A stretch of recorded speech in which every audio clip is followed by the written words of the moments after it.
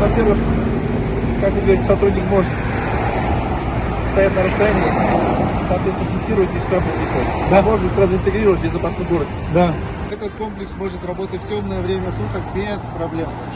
Ички иштер министрлигинин жол кыймылын коопсуздугун камсыздоо башкармалыгы жол унагыстардын алдын алуу максатында тесттик режимде ушундай радарларды ишке киргизди. Мунун башка радарлар менен болгон айырмачылыгы түнкү убактыдагы эреже бузган айдоочуларды аныктап, түз онлайн режимде мониторинг борборуна жөнөтө алат.